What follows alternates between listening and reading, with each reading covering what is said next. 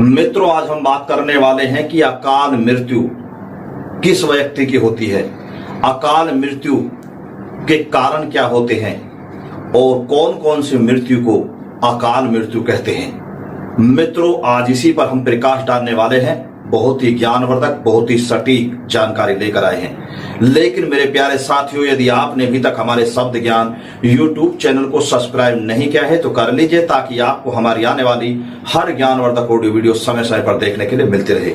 साथियों, मैं बहुत ही कम समय में आपको ये जानकारी देने वाला हूं। सबसे पहले तो मैं आपको बता देता हूं कि अकाल मृत्यु कौन कौन सी मृत्यु को कहते हैं। जिस व्यक्ति की कम उम्र में अचानक मृत्यु हो जाती है उसे अकाल मृत्यु कहते हैं। अकाल मृत्यु कितने प्रकार की होती है। जो गले में फांसी लगाकर मरता है अकाल मृत्यु से कहते हैं। जो पानी में डूबकर मर जाए उसे अकाल मृत्यु कहते हैं। जो जहर या विष जहरीला पदार्थ खाकर मर जाए उसे अकाल मृत्यु कहते हैं। किसी वाहन द्वारा अचानक दुर्घटना हो जाए उसे अकाल मृत्यु कहते हैं। जिसे कोई जहरीला सर्प काट ले या सर्प के कांटे से जो व्यक्ति अचानक मर जाए उसे अकाल मृत्यु कहते हैं। जो अचानक कम आयु में छोटा मोटा रोग हुआ और वो अचानक मर जाता है उसे भी अकाल मृत्यु कहते हैं। जो भूख से तड़पता हुआ मर जाए, प्यास से तड़पता हुआ मर जाए उसे भी अकाल मृत्यु कहते हैं। या किसी भी हिंसक प्राणी द्वारा किसी भी व्यक्ति की हत्या कर दी जाए उसे भी अकाल मृत्यु कहते हैं।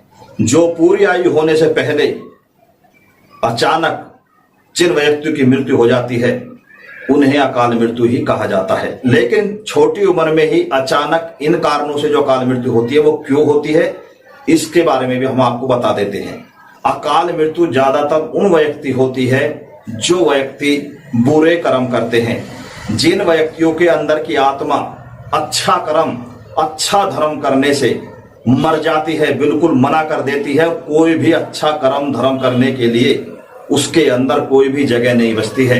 हमेशा उसके अंदर कपट का, लालच का, अहंकार का, क्रोध का और हमेशा बुरा करने के लिए अंदर की आत्मा कहना शुरू कर देती है। अंदर से बुराइयों की आवाज आती है, अच्छाई का नाम मिट जाता है, तो उस व्यक्ति की अकाल मृत्यु हो जाती है। हिंदू शास्त्र में कहीं कहीं यह भी बताया गया है कि जैसा व्यक्ति करता है कर्म उसको वैसा ही फल मिलता है। जो व्यक्ति हमेशा हर जन्म में बुरा करते हैं या कभी भी अच्छा धर्म नहीं करते हैं तो उनकी जल्दी मृत्यु हो जाती है। और जल्दी मृत्यु हो जाने के बाद ऐसे व्यक्तियों को बिना शरीर के कई कई वर्षों तक तड़पना पड़ता है, भटकना पड़ता है। इसलिए गीता में कहा गया है, यदि आप भगवान की भक्ति मनोश्रद्धा से करते हैं तो जो आप अनजाने में पाप कर देते हैं या उस भक्ति भाव से पूजा पाठ करने से, भगवान की आराधना करने से उन पापों का नाश हो जाता है। जो बड़े पाप आप जानकर कर जाते हैं वो थोड़े कम हो जाते हैं। और जो व्यक्ति पूरा ध्यान लगाकर भगवान की शरण में चले जाते हैं, उनकी भक्ति करते हैं, तो उन व्यक्तियों को तो अंत में स्वर्ग की, मोक्ष की प्राप्ति हो जाती है। और ऐसे व्यक्तियों को बहुत जल्दी मनुष्य की जूनी में दोबारा जन्म मिल जाता है। वरना जो जानकर पाप करते हैं, भगवान से जुड़े नहीं रहते हैं, पाप करते रहते हैं, अत्याचार करते रहते हैं, उन व्यक्तियों की आत्मा मरने के बाद भटकती रहती है। उन्हें बहुत जल्दी दूसरा जन्म नहीं मिलता है, और मिलता भी है तो उन्हें नरक कुंड में मिलता है, जो वहां जीते हैं मरते हैं। नरक कुंड का मतलब है गर्भ धारण होता है। जैसे गर्भ में ही आप पैदा हुए और गर्भ में ही गर्भपात हो गए, सूख गए, मर गए, इसी को नरक कुंड कहते हैं। तो मित्रों, मेरे प्यारे साथियों, ये जीवन अनमोल है। इस जीवन को सफल बनाएं और भगवान की आराधना करते रहे। किसी का बुरा मत कीजिए, क्योंकि इस धरती पे ना कोई अमर आया है और ना ही कोई आएगा। जिसने इस धरती पर जन्म लिया है उसका मरना भी निश्चय है, उसकी मौत भी निश्चय है। इसलिए आप हमेशा याद रखें कि मौत हमारी भी एक दिन आनी है, हमको भी एक दिन जाना है, तो हम क्यों बुरा करें। जो भी हम कपट करके, छीन के, चोरी से, बुराई से लूट कर धन इकट्ठा करते हैं वो यहीं तो रह जाता है। किसके लिए जोड़ कर जाते हो? दूसरों के लिए। उसे दूसरे ही खा जाते हैं। लेकिन जो आपने पाप किए हैं उसकी सजा आपको ही मिलती है।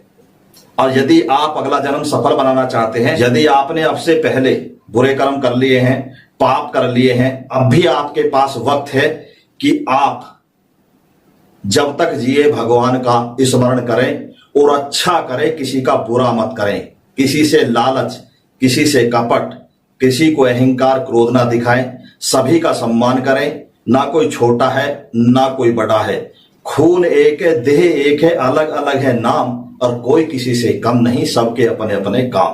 कोई भी व्यक्ति, कोई भी जाति का छोटा बड़ा कुछ भी नहीं है, ये हमारी सोच है।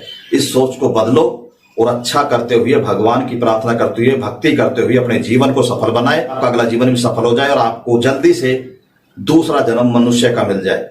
वरना पाप करते रहे तो आपका शरीर आपकी आत्मा से दूर हो जाएगा और आपकी आत्मा दर दर भटकती रहेगी और आप सैकड़ों वर्षों तक शरीर के लिए आपकी आत्मा तरसती रहेगी। आप तरसते रहोगे, तड़पते रहोगे और ज्यादा पाप करोगे तो नरकुंड में ही चले जाओगे। वहां से फिर आपको कोई जन्म नहीं मिलने वाला। इसलिए मेरे प्यारे साथियों, मेरे प्यारे मित्रों, जैसा कर्म करेगा वैसा ही फल मिलता है। इसलिए अच्छा कर्म करो, अच्छा ही फल मिलेगा। नमस्कार, जय हिंद, जय भारत।